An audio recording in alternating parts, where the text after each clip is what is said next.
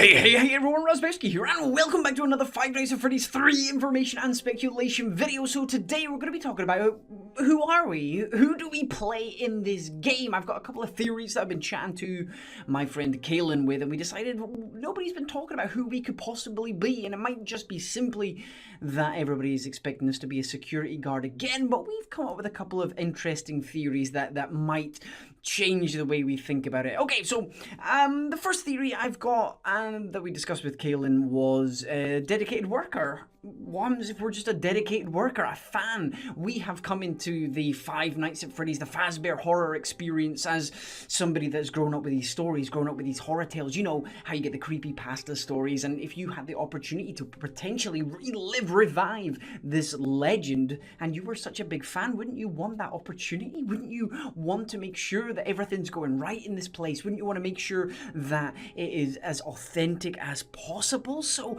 perhaps we're playing somebody who is just a massive fan of the Fazbear legacy, who wants to see everything come to fruition, get the real authentic experience. I think that would be really interesting, rather than just being another security guard that's there, even though the wages are low.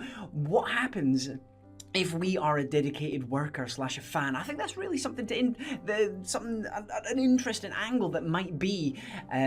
There's nothing wrong with being the security guard again, but because we're 30 years in the future now, and the pay is probably still going to be terrible for the job, because I mean it'll be very, very minimum wage sort of thing, but if we were a fan or if we were dedicated to the job, that would give us an actual reason to keep coming back every night to make sure everything is running smoothly for the grand opening of this attraction. Maybe that is one way to look at it. Another way is perhaps Mike Schmidt comes back.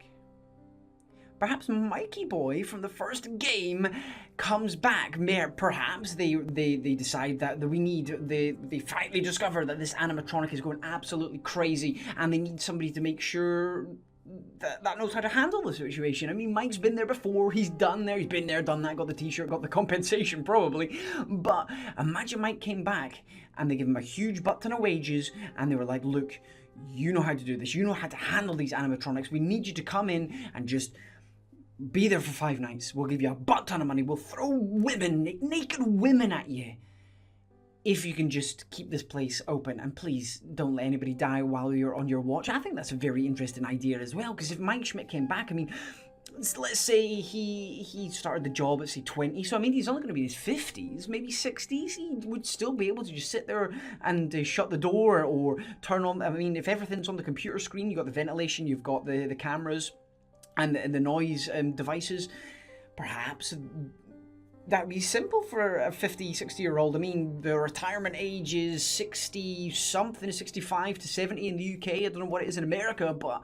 it is potential that Mike Schmidt just wants a fat payday at the end of his thing, and perhaps he misses it. Perhaps he's not felt the same way after experiencing these 7 nights of absolute terror. So what happens if Mike Schmidt, what happens if we are Mike Schmidt again in this story? I think that would be a great way to round it off. If Scott is going to finish on Five Nights at Freddy's 3, I think it would be amazing to see Mike Schmidt back. And finally, what happens if you're just a thrill seeker? What happens if you're just an adrenaline junkie who, again, has heard about the Fazbear tales, has heard that these animatronics come alive at night and they rip people apart and they stuff them inside of suits and stuff instead of skydiving or instead of bungee jumping? Perhaps the new thrill seeker is being employed as a security guard at the haunted house. Perhaps they've gone along in there and they've decided to do it for 5 nights. I mean, perhaps as a reality TV show star or something. Imagine stuff like that. Just something else to think about. I'm not saying by any way, shape or form that any of these are true. These are just little theories that I've been thinking about, because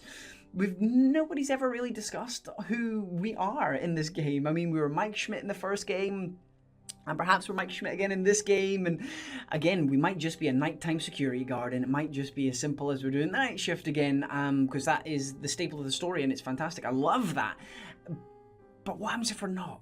What happens if we're somebody else? What happens if we're Mike Schmidt again? What happens if we're a thrill seeker? What happens if we're a worker at the attraction that just wants to see the legend revived as authentic as possible? Just a couple of little extra things to be thinking about today as you are going about your fantastic Thursdays/Fridays, whenever you're watching this, or maybe even the weekend. But yeah, let me know what you think of these theories below. Let me know who you think we could potentially be. Maybe we just are the nighttime security guard. I don't know, but it's exciting. We're getting so close to the potential, another trailer, a demo, more screenshots, and I just can't wait for more. That's why I love doing these theory videos. Anyway, let me know who you think will be playing in the game, and drop a like if you enjoyed today's video. I've been Razbowski, you've been the beautiful bastards as always for watching, and I love each and every single one of you. Goodbye!